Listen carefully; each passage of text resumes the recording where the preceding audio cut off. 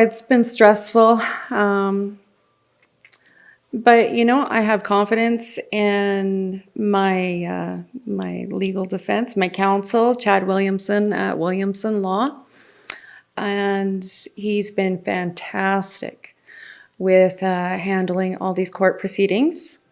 And, I really can't wait for my day in court on September 13th. But I think it does take someone to stand up and put their foot down and say enough's enough of this BS.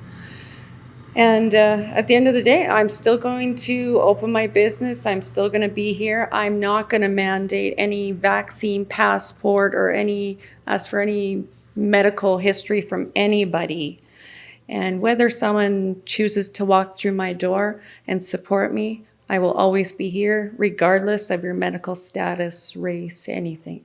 Natalie was immediately recharged with those same offenses, the same ones that were previously withdrawn by the Crown prosecution. We're alleging that this take back of the withdrawal and a reissuing of these identical charges amounts to an abuse of process. Central Alberta businesswoman Natalie Klein is suing the government and the police for abuse of process in her COVID lockdown ticket case, but she needs our help to do it. Warning, censorship. Warning, censorship. Do you remember Natalie Klein? She's the Central Alberta barbershop owner who defied the lockdown restrictions on personal care businesses.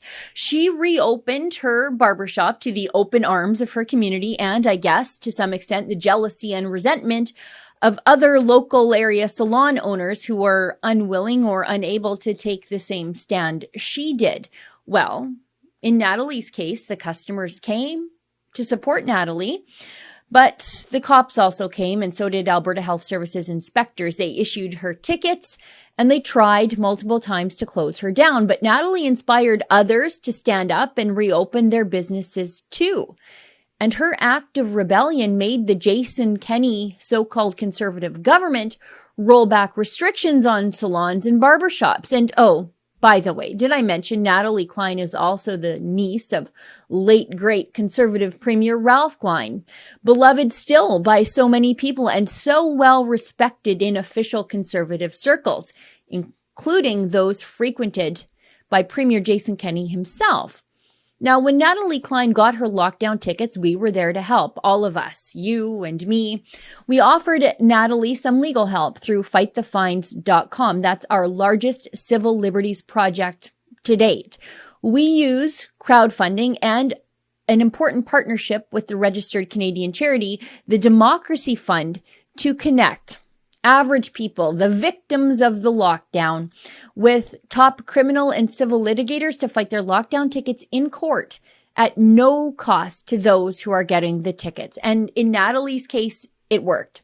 Natalie's 2 lockdown tickets were tossed out. She and her lawyer, Chad Williamson from Williamson Law, both received a letter from the Crown prosecutor in the case confirming that her tickets were withdrawn. It was an exciting day. I was actually there with Natalie in front of the Red Deer Hotel Conference Center that was doubling as a COVID court the day she got the news. But then the police recharged Natalie for the same offense, even though the Crown threw her tickets out. The police wanted another kick at the can, even after the prosecutor said the whole affair should be said and done and over. Well, it doesn't work like that in Canada. The police can't keep charging you and charging you and charging you until they finally get the result they want. The police and the government here are abusing the process, continuing to put Natalie Klein through the ringer over and over again. Why? Because she stood up and she spoke out and she encouraged others to do the same. So Natalie is suing the government for abuse of process, and we're helping her do it. Again, through your generous donations to fightthefines.com. The police and these out-of-control health bureaucrats cannot chase you forever and ever if the Crown just says, you know what, let's leave it alone. Here's Natalie's lawyer, Chad Williamson, to explain why Natalie is now suing the government. Take a listen.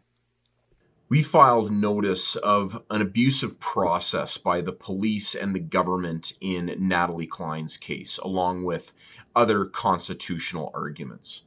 You might remember earlier this year when Natalie Klein was charged by the RCMP for breaching the Public Health Act, as so many Albertans have been over the last 2 years, mostly for simply trying to earn a living and not fall into bankruptcy and have their businesses and their livelihoods stripped from them, for trying to provide for their families during some of the most difficult social and economic times this province has ever experienced.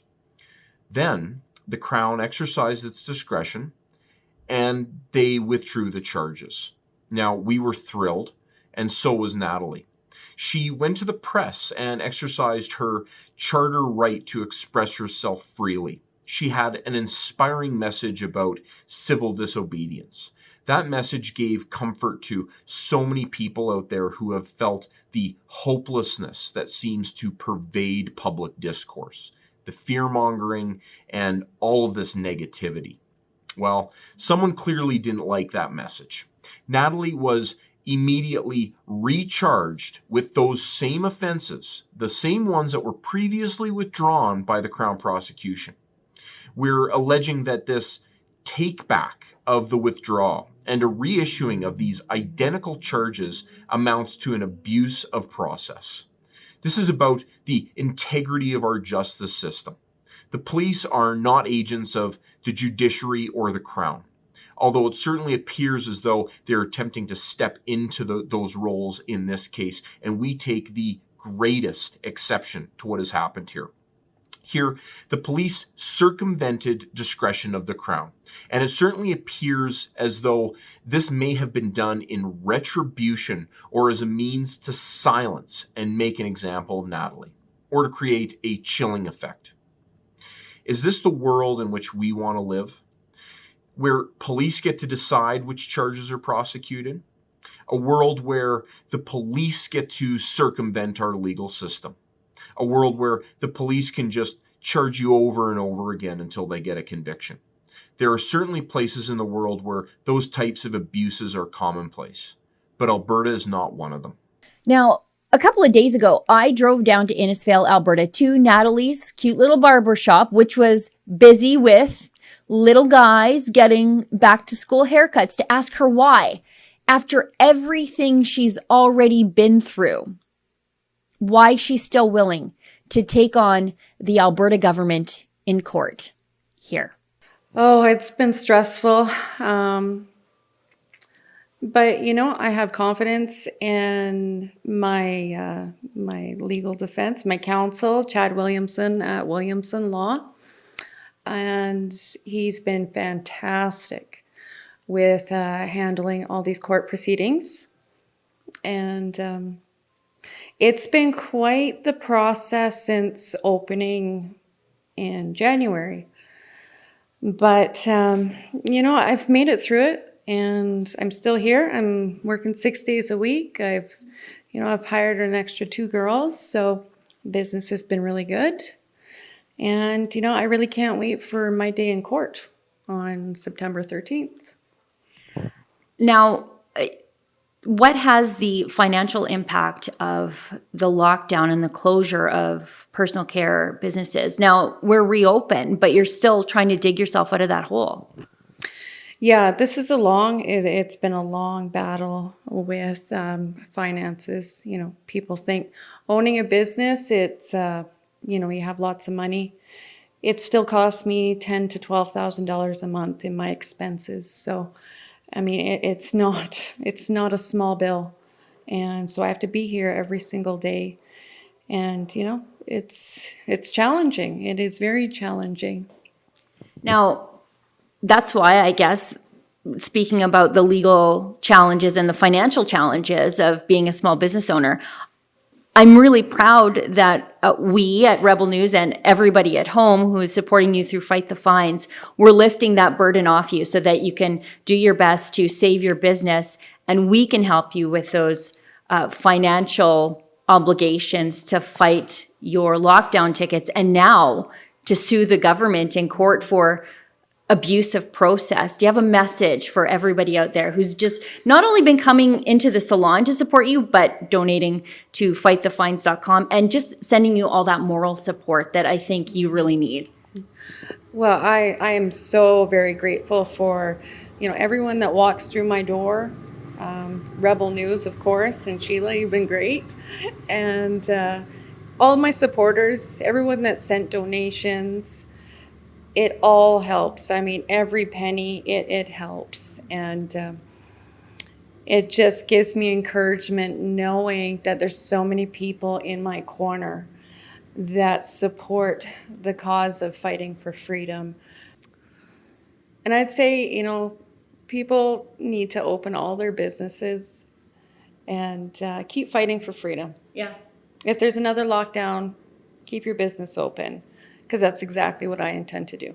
Natalie, I don't think you get enough credit for inspiring the end of the lockdown, because I think the lockdown ended in part because of your last name, because you are the niece of beloved Premier Ralph Klein, and that means something in conservative circles. And I think it meant something to Jason Kenney that now Ralph Klein's family was staring him down and saying the lockdown must end. So I think you deserve a lot of credit for saving a few small businesses by forcing the government back to the table to get them to open up just a little bit at the time that they did. Well, I would like to take some of that credit, but I'm kind of humble in the process, Like your uncle. I like to think it was a collective effort by everybody. But I think it does take someone to stand up and put their foot down and say enough's enough of this BS. And at the end of the day, I'm still going to open my business. I'm still going to be here. I'm not going to mandate any vaccine passport or ask for any medical history from anybody. And whether someone chooses to walk through my door and support me, I will always be here, regardless of your medical status, race, anything.